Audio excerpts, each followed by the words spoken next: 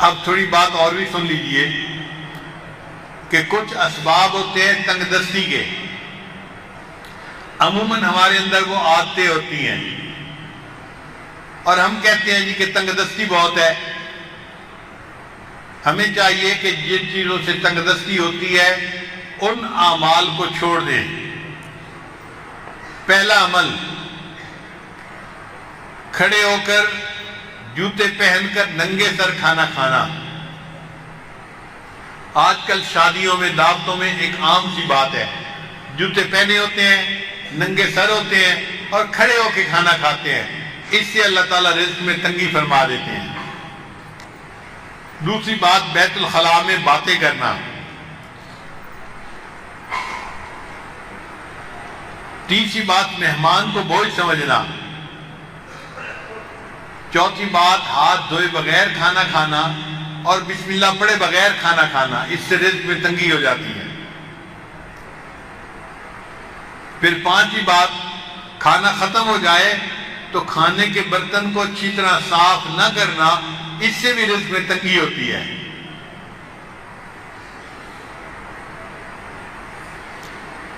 پھر چھٹی بات، مسجد میں دنیا کی باتیں کرنا۔ پھر ساتویں بات، مانگنے والے فقیر کو جھڑکنا۔ بھئی آپ کے پاس کچھ نہیں ہے دینے کے لیے تو محبت سے اس کو کہہ دے کہ بھائی آگے چلے جاؤ، جھڑکی نہ دیں۔ کئی لوگ اس فقیر غریب سمجھتے ہوئے اس کو جھڑکنا شروع کر دیتے ہیں، تجھے کہا نہیں، تو نے سنا نہیں، جاتا کیوں نہیں؟ تو فقیر کو جھڑکنے سے خود بندہ رزق کی تنگی میں مبتلا ہو جاتا ہے۔ پھر ساتواں عمل، مغرب کے بعد بلا عذر کے سو جانا۔ عشاء کے بعد سونا چاہیے۔ مغرب کے بعد اگر بیماری ہے یا عذر ہے تو اور بات ہے، پھر اجازت ہے۔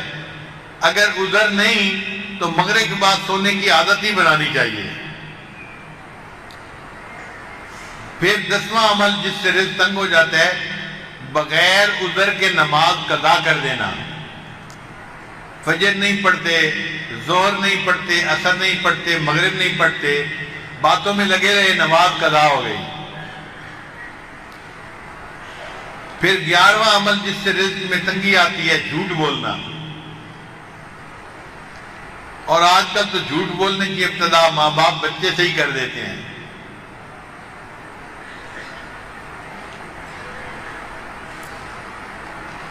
پھر 12واں عمل جس سے رزق میں تنگی ہوتی ہے، گانے بجانے میں دل لگانا۔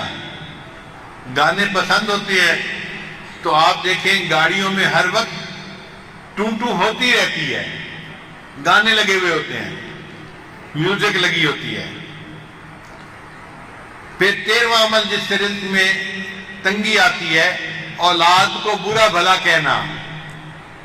کچھ جاہل ماں باپ کو اولاد کو گالیاں دینے میں مزہ آتا ہے۔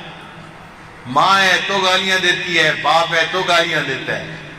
اولاد کو گالیاں دینے سے اللہ تعالیٰ بندے کو رزق کی تنگی میں مبتلا کر دیتے ہیں۔ اس لیے غصے میں بھی اولاد کو دعا دینی چاہیے۔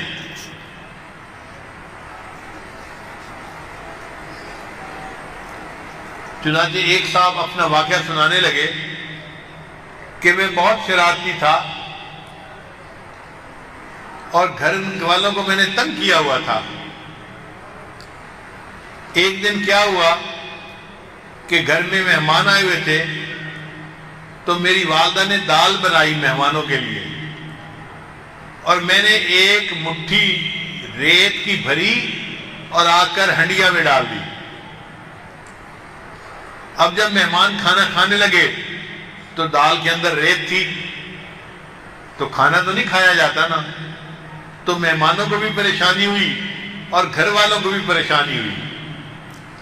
اب جب گھر والوں کو پریشانی ہوئی تو میرے والد تو غصے میں کہ جس نے یہ کیا ہے میں اس کی پٹائی کرتا ہوں۔ کہنے لگے کہ میری والدہ کو پتہ چلا تو میری والدہ نے پتہ کیا کہ یہ کام کیا کس نے ہے، تو ماں کو بچوں کا پتہ ہوتا ہے، اس نے کہا کہ فلاں نے کیا ہوگا۔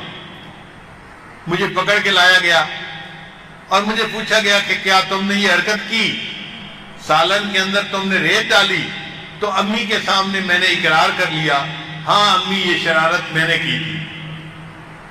کہنے لگے کہ یہ شرارت کا جب میں نے اقرار کیا تو غصے میں میری ماں نے مجھے کہا، اچھا تو نے مہمانوں کو تکلیف پہنچائی اور سالن کے اندر تو نے ریت ڈالی، اللہ تعالیٰ تجھے حرم کا امام بنا دے۔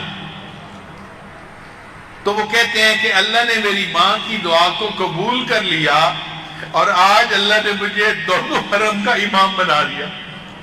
یہ واقعہ کس کا تھا؟ قاری سدیس کا تھا جو حرم کے امام ہیں۔ انہوں نے اپنی زندگی کا واقعہ سنایا کہ میں نے یہ حرکت کی تھی، میری والدہ نے مجھے بد دعا دینے کی بجائے دعا دی تھی، بیٹا اللہ تجھے حرم کا امام بنا دے، اور آج میری ماں کی دعا قبول ہوئی اور اللہ نے مجھے حرم کا امام بنا دیا۔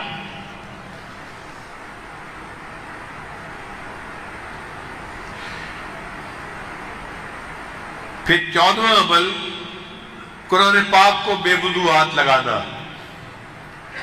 بعض لوگ قرآن مجید کی بے حرمتی کرتے ہیں، وضو کے ساتھ ہاتھ لگانا چاہیے، وہ بے وضو بھی ہاتھ لگا لیتے ہیں۔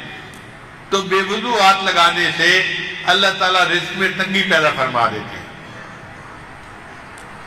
15واں عمل، غیر محرم کو بے دھڑک دیکھنا۔ بعض نوجوان سمجھتے ہیں کہ ہوتا تو کچھ نہیں، تو غیر محرم کو دیکھو مزے اڑاؤ۔ تو غیر محرم کو دیکھنے سے اللہ تعالیٰ بندے کو رزق کی تنگی میں مبتلا فرما دیتے ہیں۔ اور 16واں عمل جس سے کہ اللہ تعالیٰ رزق کو تنگ کر دیتے ہیں، اپنے اہل خانہ کے ساتھ ہر وقت لڑتے رہنا۔ یہ گناہ آج کے دور میں عام ہو گیا ہے۔ جس گھر میں دیکھو خامد بیوی پہ برس رہا ہے اور بیوی بھی چپ نہیں کرتی، آگے سے کوئی نہ کوئی جواب دیتی رہتی ہے، اس نوک جھونک کے بدلے اللہ تعالیٰ رزق کی تنگی میں مبتلا کر دیتے ہیں۔